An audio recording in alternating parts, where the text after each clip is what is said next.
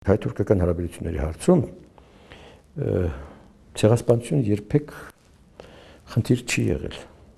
Մինչև 98 թվականը թուրքերը մեր դեմ այդպիսի հարց չեն դրել։ Պատմաբանների հանձնաժողով ստեղծենք եւ այլն, քննենք, տեսնենք ցեղասպանություն եղել է թե ոչ։ Ինչու՞։ Որովհետեւ մենք այդպիսի հարց չենք բարձրացրել։ Մենք ցեղասպանության միջազգային ճանաչումը չենք դարձրել Հայաստանի արտաքին քաղաքականության հիմնակարը։ Մենք ՄԱԿ-ի ամբիոնից դատարկ ելույթ չենք ունեցել եւ չենք պահանջել ճանաչել հայոց ցեղասպանությունը։ Դա ինչու էր դատարկ։ Որովհետեւ եթե Ռոբերտ Քոչարյանը բարձրացրեց այդ հարցը ՄԱԿ-ի ամբիոնում, դա ելույթի խնդիր չէր։ ՄԱԿ-ը ունի հարց բարձրացնելու արարողակարգ։ Հայաստանը ՄԱԿ-ի լիարժեք անդամ է, ցանկացած հարց պաշտոնապես մշակված, փաստաթղթավորված նա կարող է ներկայացնել ՄԱԿ եւ ՄԱԿ-ը իրավունք չունի չքննելու այդ հարցը։ Ինչու 98 թվականին, երբ նա ելույթ ունեցավ գլխավոր ասամբլեայում, չտարավ այդ փաթեթը եւ չպահանջեց մտցնել այդ հարցը օրակարգ։ Թողաներ։ Եվ ասում եմ, ՄԱԿ-ը չէր կարող դա չքննել։ Ցանկացած անդամ երկրի բարձրացած հարցը նա պարտավոր է քննել։ Ուրեմն դա ինչ էր։ Դա ընդամենը մի տղայություն էր, որ ցույց տա, տեսեք, ինչ քաջ եմ, ինչ հերոս եմ։ ՄԱԿ-ը ինչ կուզես ասա։ Նա Ahmadinejad-ը գնում է ՄԱԿ-ի ամբիոնից, ինչ ուզես ասում է, Չավեսը դուք տեսակ, նույնիսկ չգիտեմ, սատանա է փախցնում, ծուխ է անում, որ Բուշի ուրվականը հեռանա այդ ամբիոնից, չեք տեսել։ Եվ ինչ, այդ տղայության գինը ինչ եղավ։ Այդ տղայության գինը եղավ հայ եւ թուրք պատմաբանների հանձնաժողովի ստեղծումը։ Թուրքերը ասացին շատ լավ։ Դուք բարձրացնում եք այդ հարցը, դե հիմա եկեք պատմաբանների հանձնաժողով ստեղծենք, քննենք, տեսնենք։ Այդպիսի բան եղել է թե չէ։ Ինչու մեզ չէին ասում։ Չէին հիմք չունեին ասելու։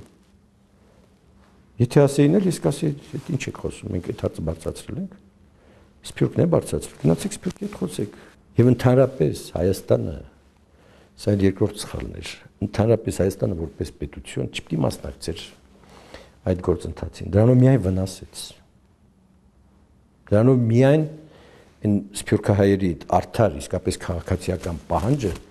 վերածեց արդեն միջպետական քաղաքականության խնդրի եւ փաստորեն գեոպոլիտիկ շահերի առարկա դարձրեց։ Էդի ուրիշները կարող են օգտվել դրանից, այո, հիմա տեսանք Ֆրանսիայում ինչ եղավ, Եվրոպան ինչպես է դրան վերաբերում, դա մեր պահանջից կախված չէ։ Ռոբերտ Քոչարյանը պահանջեր, չպահանջեր ճանաչել ցեղասպանությունը, ոչ մի երկիր, իմացեք, սա էլ ասեմ, մեր ժամանակ էլ են շատ երկրներ ճանաչել ցեղասպանությունը, բայց մեր պահանջով չեն ճանաչել։ Ոչ մի երկիր Հայաստանի իշխանությունների պահանջով ցեղասպանություն չի ճանաչել եւ երբեք չի ճանաչի։ Նա կարող է ճանաչել երկու հանգամանքում։ Մեկ, եթե այդ սեփական երկրում կա ուժեղ հայկական համայնք, եւ դա խնդրեմ է ստեղծում իր իշխանությունների համար, մանավանդ ընտրությունների հետ կապված, նրանք ընդառաջում են։ Եվ երկրորդ, եթե աշխարհակաղակական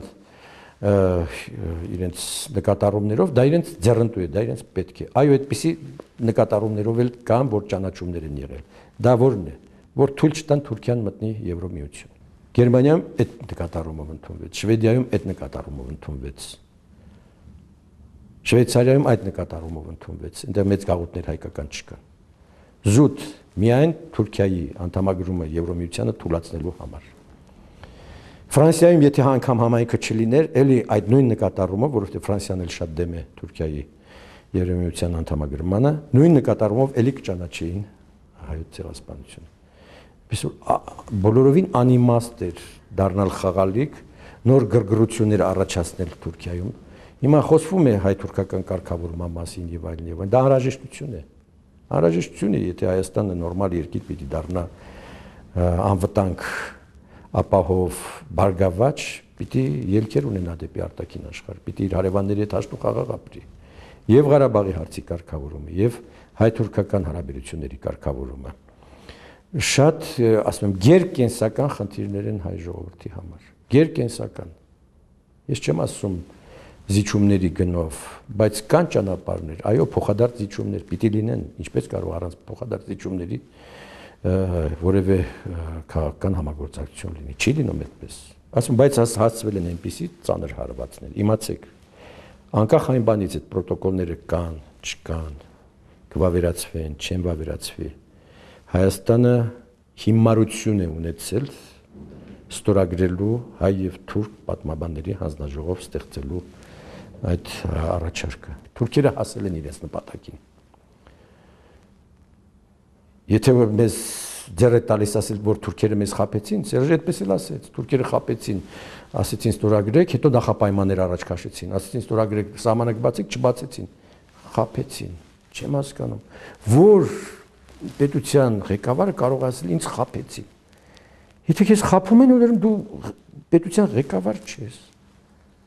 Դու արժանի չես այդ երկիրը ղեկավարելու։ Խելք ունենայիր չխաբվեիր։